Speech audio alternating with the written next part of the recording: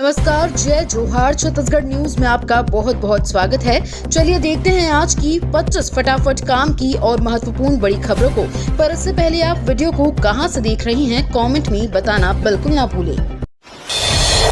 छत्तीसगढ़ के सुकमा में CRPF camp पर लगाया गया पहला मोबाइल टावर, जवानों को मिलेगी मदद। छत्तीसगढ़ के नक्सल प्रभावित सुकमा जिले के एक सुदूर गांव में पहला मोबाइल टावर लगाया गया है। अधिकारियों ने रविवार को ये जानकारी दी। उन्होंने बताया कि होली के अवसर पर टेकल गुडेम गांव में केंद्रीय रिजर्व पुलिस बल शिविर के अंदर स्थापित किया गया। ये टावर आंतरिक क्षेत्र के कई गांव को सेलुलर कनेक्टिविटी प्रदान करेगा। सुरक्षा प्रतिष्ठान के एक वरिष्ठ अधिकारी ने बताया, सीआरपीएफ के टेकल गुडेम अग्रिम परिचालन शिविर के अंदर 13 मार्च को बीएसएनएल का एक मोबाइल टावर लगाया गया।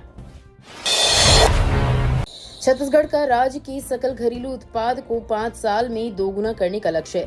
छत्तीसगढ़ का इरादा 5 साल में राज्य के सकल घरेलू उत्पाद को दोगुना कर 10 लाख करोड़ रुपए पर पहुंचाने का है। छत्तीसगढ़ के वित्त मंत्री ओपी चौधरी ने ये बात कही है। उन्होंने कहा कि राज्य के समृद्ध संसाधनों को प्रगतिशील नीतियों के साथ जोड़कर आर्थिक वृद्धि और विकास को बढ़ावा दिया जाएगा। छोटे विमान उड़ान सीख रहे छत्तीसगढ़ के 100 कैडेट, सीएम विष्णुदेव साय ने कही बड़ी बात। मुख्यमंत्री विष्णुदेव साय ने जशपुर नगर के आगडीहा हवाई पट्टी पर 3 CG air squadron NCC Raipur की कैडेट्स का उत्साहवर्धन किया और उनके अनुभवों को जाना। इस दौरान उन्होंने कहा कि जशपुर नगर के युवाओं को मेडिकल, इंजीनियरिंग, शिक्षा सहित हर क्षेत्र में करियर बनाने के लिए बेहतर प्रयास किए जा रहे हैं। मुख्यमंत्री ने कहा कि जशपुर के युवा पायलट के रूप में अपना भविष्य बना सकें, इसके लिए छत्तीसगढ़ शासन हर संभव सहायता उपलब्ध करा रही है। छत्तीसगढ़ के नक्सल प्रभावित गांव के 75 घरों में पहली बार पहुंची बिजली, शिक्षा और विकास को मिलेगी गति। छत्तीसगढ़ में मुख्यमंत्री विष्णुदेव साय की पहल पर नक्सल प्रभावित गांव में बुनियादी सुविधाएं उपलब्ध कराने के लिए शुरू की गई नियत नीलानार योजना से विकास की रोशनी पहुंचने लगी है। इसी के तहत सुकमा जिले के अंतिम ब्लॉक कोटा के पूर्ववर्ती कैंप अंतर्गत नियत नीलानार योजना ग्राम पंचायत पेंटा चिमली के ग्राम टेकल गुड़ियम के 75 घर आजादी के बाद पहली बार बिजली की रोशनी से दमकने लगे हैं। वहां के निवासियों के जीवन में नई रोशनी आई है। ओबीसी आरक्षण पर गरमाई सियासत, भूपेश बघेल के बयान पर डिप्टी सीएम का पलटवार। छत्तीसगढ़ में ओबीसी आरक्षण को लेकर सियासत तेज हो गई है। पूर्व मुख्यमंत्री भूपेश बघेल ने डिप्टी सीएम अरुण साव पर निशाना साधते हुए कहा कि वे ओबीसी आरक्षण को लेकर भ्रम फैला रहे हैं, जिस पर डिप्टी सीएम अरुण साव ने पलटवार किया है। उन्होंने कहा कि राज्य में अनारक्षित 13 जिला पंचायतों में से 12 के चुनाव संपन्न हुए हैं। इन 12 जिला पंचायतों में 9 ओबीसी अध्यक्ष बने हैं। इसके साथ ही 12 जिला पंचायतों में 8 उपाध्यक्ष भी ओबीसी वर्ग से हैं। खंडहर की जगह बनेगा 700 बेड का हाईटेक अस्पताल, बच्चों और महिलाओं को मिलेगी top class health facility.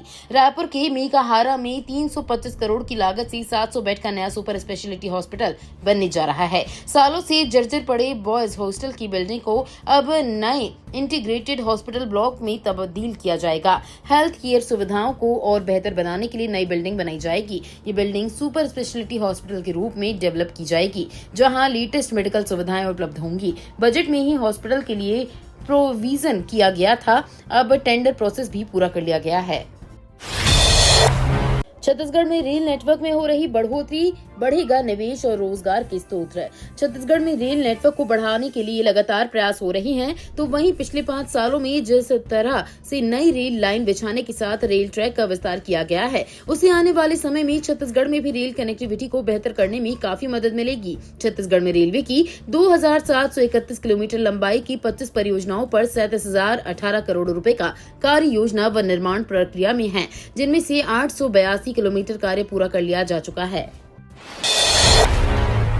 Raipur से सीधे कनेक्ट होंगे 4 शहर, फ्लाइट सुविधा की शुरुआत है। छत्तीसगढ़ की राजधानी रायपुर के लोगों के लिए काम की खबर है। अब देश के 4 हिस्सों में जल्द फ्लाइट सुविधा शुरू होने जा रही है। इसके लिए एयरलाइन कंपनी ने अपना शेड्यूल जारी कर दिया है। रायपुर के स्वामी विवेकानंद एयरपोर्ट से इंदौर, भोपाल, विशाखापट्टनम और प्रयागराज के लिए सीधी उड़ान सुविधा की शुरुआत हो रही है। ये उड़ानें 30 और 31 मार्च से शुरू होंगी। इसके लिए इंडिगो एयरलाइंस ने शेड्यूल जारी कर दिया है।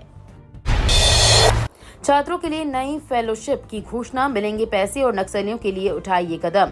होली से पहले छत्तीसगढ़ के मुख्यमंत्री विष्णुदेव साय की अध्यक्षता में बुधवार को कैबिनेट बैठक हुई। इस दौरान कई बड़े फैसले लिए गए। सीएम निवास कार्यालय में हुई इस कैबिनेट बैठक में छात्रों के लिए फेलोशिप योजना लागू करने की मंजूरी दी गई है। मंत्रिपरिषद ने राज्य में नक्सल समस्या से समाधान के लिए छत्तीसगढ़ नक्सलवाद उन्मूलन नीति 2023 की जगह छत्तीसगढ़ नक्सलवादी आत्मसमर्पण पीड़ित राहत एवं पुनर्वास नीति 2025 को मंजूरी दी है। बंदियों की पेंशन का रास्ता साफ, छत्तीसगढ़ सरकार लाएगी विधेयक।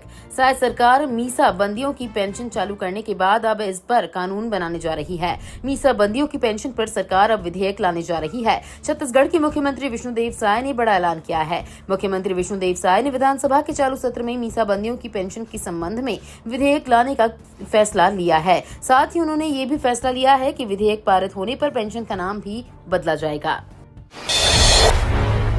बिलासपुर नगर निगम में एमआईसी का गठन, पहली बार जोन अध्यक्ष चुने गए। छत्तीसगढ़ बिलासपुर नगर निगम के लिए म्युनिसिपल इम्प्रूवमेंट कमेटी का गठन किया गया है। 14 एमआईसी सदस्यों के नाम की घोषणा की गई है, जिनमें सीनियर पार्षदों को प्राथमिकता दी गई है। इसके साथ ही पहली बार जोन अध्यक्षों की व्यवस्था भी लागू की गई है। बता दें कि नगर निगम में चुनकर पहुंचे वरिष्ठ और सीनियर पार्षदों का विशेष ध्यान रखा गया है। उनको एमआईसी कमेटी में जगह देने के सभी पार्षदों में संतुलन बनाने का प्रयास किया गया है। रीवा बिलासपुर ट्रेन की दुर्ग तक विस्तार की मांग पर जल्द होगा निर्णय, बोले बृजमोहन अग्रवाल। रायपुर लोकसभा क्षेत्र के सांसद एवं रेलवे बोर्ड सलाहकार समिति के सदस्य बृजमोहन अग्रवाल को विंध्याचल कल्याण समाज छत्तीसगढ़ के प्रतिनिधिमंडल द्वारा रीवा बिलासपुर ट्रेन को दुर्ग तक विस्तारित करने हेतु एक ज्ञापन सौंपा गया। प्रतिनिधिमंडल की मांग को गंभीरता से लेते हुए सांसद बृजमोहन अग्रवाल जी ने आश्वासन दिया कि वे इस विषय में शीघ्र ही केंद्रीय रेल मंत्री से चर्चा करेंगे और इस मांग को पूरा कराने के लिए हर संभव प्रयास करेंगे। हमारी सरकार नहीं ओबीसी आरक्षण को लेकर भ्रम फैला रहे भूपेश, बोले अरुण साव। छत्तीसगढ़ में ओबीसी आरक्षण को लेकर सियासत तेज हो गई है। पूर्व मुख्यमंत्री भूपेश बघेल ने डिप्टी सीएम अरुण साव पर निशाना साधते हुए कहा कि वे ओबीसी आरक्षण को लेकर भ्रम फैला रही हैं, जिस पर डिप्टी सीएम अरुण साव ने पलटवार किया है। उन्होंने कहा कि राज्य में अनारक्षित 13 जिला पंचायतों में से 12 के चुनाव संपन्न हुए हैं। इन 12 जिला पंचायतों में 9 ओबीसी अध्यक्ष बने हैं। इसके साथ ही 12 जिला पंचायत में 8 उपाध्यक्ष भी ओबीसी वर्ग से हैं। जो करेगा जाति की बात उसे कस के मारूंगा लात, बोले गडकरी। केंद्रीय मंत्री नितिन गडकरी ने एक बार फिर जातिगत भेदभाव को लेकर टिप्पणी की। उन्होंने कहा कि मैं जाति के आधार पर भेदभाव नहीं करता हूं, चाहे मुझे फिर वोट मिले या ना मिले। उन्होंने कहा कि लोग जाति के आधार पर मुझसे मिलने आते हैं। मैंने उन सब से 50,000 लोगों में कह दिया कि जो करेगा जाति की बात उसे कस कर मारूंगा लात।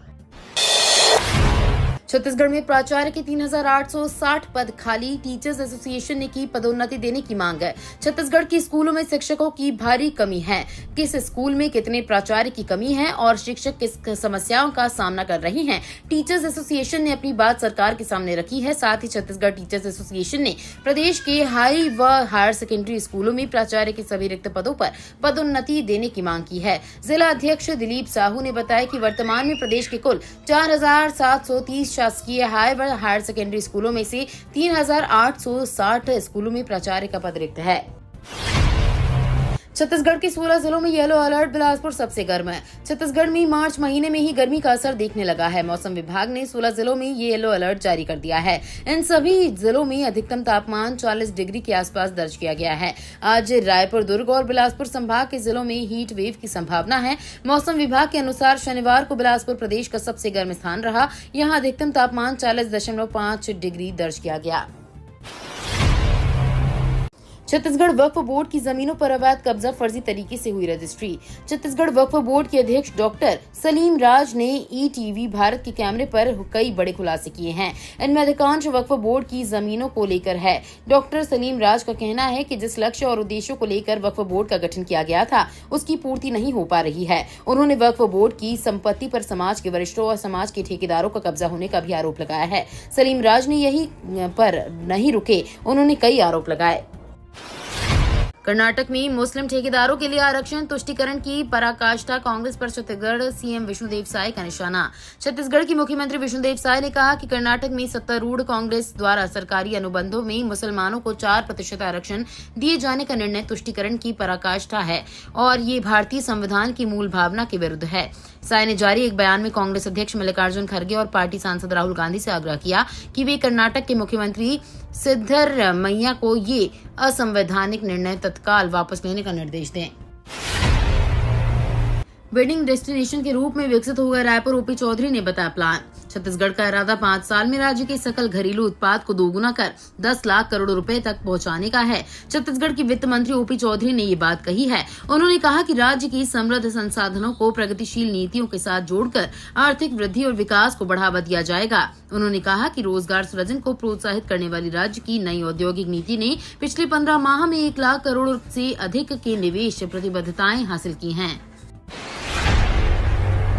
छत्तीसगढ़ की स्कूलों में ऑनलाइन आरटीई आवेदन की आखिरी तारीख नजदीक। निःशुल्क एवं अनिवार्य बाल शिक्षा अधिकारी अधिनियम या शिक्षा अधिकार अधिनियम के अंतर्गत वर्ष 2025 के लिए छत्तीसगढ़ में संचालित निजी विद्यालयों में आरटीई पोर्टल के माध्यम से ऑनलाइन आवेदन भर्ती की कार्यवाही शुरू हो गई है। प्रदेश के 33 जिलों के 6,746 स्कूलों में आवेदन होने हैं। बलौदाबाजार में स्कूल शिक्षा विभाग द्वारा सत्र 2025 से 26 के तहत आरटीई के अंतर्गत जिले के 219 निजी स्कूलों के कुल 2,105 सीटों पर निःशुल्क प्रथम चरण में प्रवेश के लिए ऑनलाइन आवेदन 31 मार्च 2025 तक मंगाए गए हैं। साइबर ठगों की खैर नहीं, अब खत्म होगा बैंक खातों को किराए में लेने देने का खेल। छत्तीसगढ़ की बेमेतरा सिटी कोतवाली पुलिस को भारत सरकार ने गृह मंत्रालय द्वारा चलाए जा रहे समन्वयक पोर्टल के माध्यम से जानकारी मिली कि जिले में साइबर ठगी करने वाले ठग सक्रिय हैं। जिले के लोगों से किराए में बैंक खाता लेकर उनमें लाखों का लेन देन कर रहे हैं, जिसके बाद पुलिस ने जिला मुख्यालय के 2 बैंक, पंजाब नेशनल व इंडियन ओवरसीज बैंक के साथ ही देवर बीजा के महाराष्ट्र बैंक के संदिग्ध खातों की जानकारी मिली। ग्रामीणों के द्वारा खुलवाए गए खातों में कई चौंकाने वाले तथ्य सामने आए हैं। धर्मजयगढ़ वन मंडल में फिर दिखा हाथियों का दल, ग्रामीणों में दहशत। धर्मजयगढ़ वन मंडल में अंतर्गत आने वाले प्रतापपुर सर्किल के बगड़ा गांव में हाथियों का दल पहुंच जाने के बाद से पूरे गांव में दहशत का माहौल निर्मित हो गया है। मामले की जानकारी मिलते ही वन विभाग एवं हाथी मित्र दल के सदस्य तत्काल मौके पर पहुंचकर मोर्चा संभालते हुए हाथियों को गांव से बाहर खदेड़ा। तब जाकर ग्रामीणों ने राहत की सांस ली। मिली जानकारी के मुताबिक रायगढ़ जिले में हाथी प्रभावित इलाकों में बीते कई सालों से हाथियों का उत्पात जारी है। स्टारलिंक सर्विस लॉन्च से पहले केंद्र सरकार ने रखी बड़ी शर्त, कहा भारत में बने कंट्रोल सेंटर। भारत में अपनी सैटेलाइट बेस्ड इंटरनेट सेवा को शुरुआत करने का ख्वाब देख रही एलन मस्क की कंपनी स्पेसएक्स को सरकार की तरफ से एक बड़ा झटका मिल गया है। भारत सरकार ने स्टारलिंक के सामने देश में अपनी सेवाएं देने से पहले एक बड़ी शर्त रख दी है। इनमें सरकार ने कहा कि कंपनी को भारत में ही अपना कंट्रोल सेंटर खोलना होगा। उसके बाद ही स्टारलिंक को भारत में सैटेलाइट इंटरनेट सर्विस देने की परमिशन होगी। मोदी बोले, पाकिस्तान ने हमेशा धोखा दिया। प्रधानमंत्री नरेंद्र मोदी ने रविवार को American AI researcher Lex Fridman के साथ 3 घंटे का पॉडकास्ट रिलीज किया। पीएम मोदी ने पाकिस्तान, चीन, ट्रंप, विश्व राजनीति, खेल राजनीति और आरएसएस समेत निजी जीवन से जुड़े सवालों के जवाब दिए। पीएम ने पाकिस्तान को लेकर कहा कि वहां से हमेशा धोखा ही मिला। उन्होंने कहा कि शपथ समारोह में पाकिस्तान के प्रधानमंत्री नवाज शरीफ को बुलाया था, लेकिन शांति की हर कोशिश के बावजूद भी बदले में दुश्मनी ही मिली। रायपुर से एमपी राजस्थान के लिए नई ट्रेनों की डिमांड है। संसद की कार्यवाही के दौरान हाल ही में रायपुर के सांसद ब्रजमोहन अग्रवाल ने नई ट्रेनों की मांग की है। दरअसल संसद में ब्रजमोहन ने छत्तीसगढ़ में रेलवे की 2,731 किलोमीटर लंबाई की 25 परियोजनाओं पर सवाल किया था।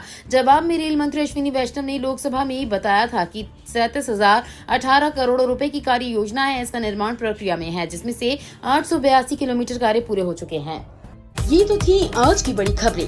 अगर आपको न्यूज पसंद आई हो तो वीडियो को लाइक और शेयर करना बिल्कुल ना भूलें। धन्यवाद।